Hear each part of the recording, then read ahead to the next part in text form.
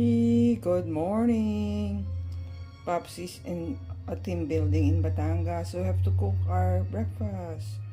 So we'll try yung kanyang masterpiece na omelette, egg omelette.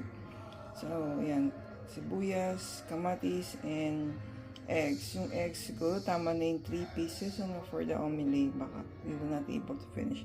First time to use our skillet from Landers. Let's start. Natin ang sibuyas, kamatis, and scrambled egg natin for our egg omelette for breakfast and our garlic sauce. Yan, lagyan na natin ng oil.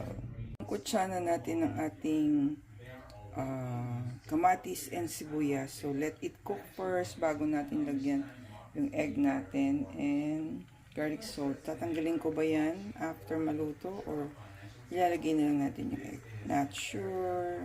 Let's try. Galing ko ba yan o lalagay ko na yung scrambled egg dyan for omelette? Not sure, Popsi. Please help. Popsi, tinanggal ko muna yung kamatis and sibuyas. And sinalang ko muna yung omelette. Hindi ko sila pinaghalo. Sana tama ang gawa ko ng egg omelette this morning.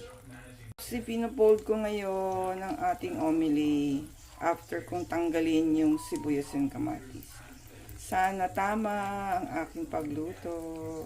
Popsi, napold ko ang aking omelette with kamatis and sibuyas. So next time, lagyan natin ng spinach, mushroom para mas masarap. And cheese pala.